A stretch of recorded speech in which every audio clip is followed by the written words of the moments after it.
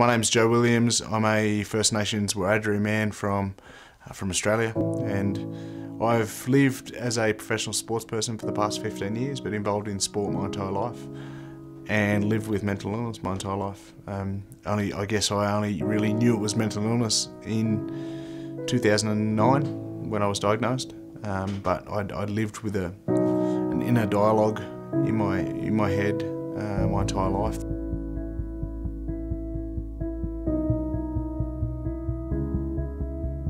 I knew that was going to end poorly, so I decided to give away alcohol and drugs and anything that come with it.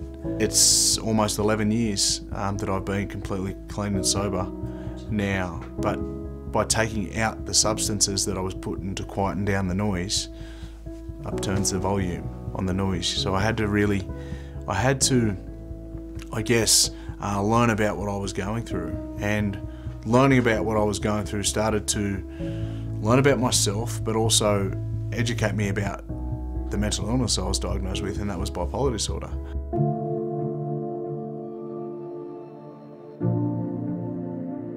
I had a marriage breakdown and a separation from my kids, and another relationship separation as well, and the negative talk that I'd gone through my entire life, the "you're not good enough and you don't deserve to be here" type talk that I've gone through my entire life, I started to believe it.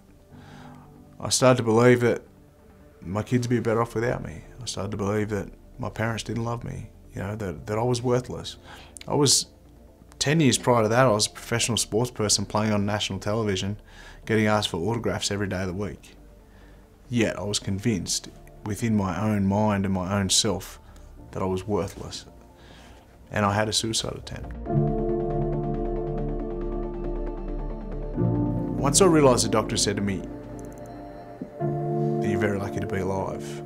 And he said to me, you should do something with your life now. And I realised that it could have a profound effect by talking about it, and by letting people know that you're a support, that you can help them.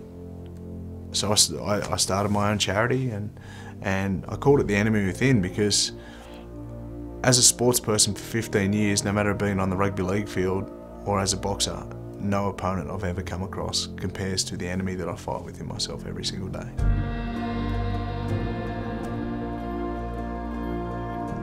I've always known I've been a First Nations man. In Australia, I got dark skin. I play the didgeridoo, yireki, but I only knew what it was like to be that on the outside. I didn't know what it was like to be that on the inside.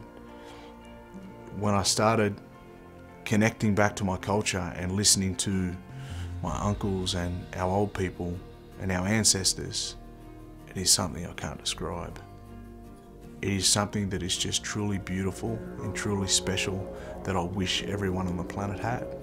That has been, without doubt, my biggest positive with my recovery.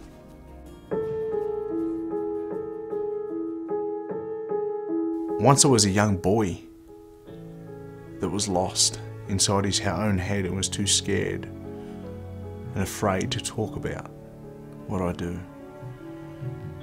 Now I'm a powerful, resilient, strong man that isn't afraid to look in the face of demons, conquer them, and help others while I'm doing it.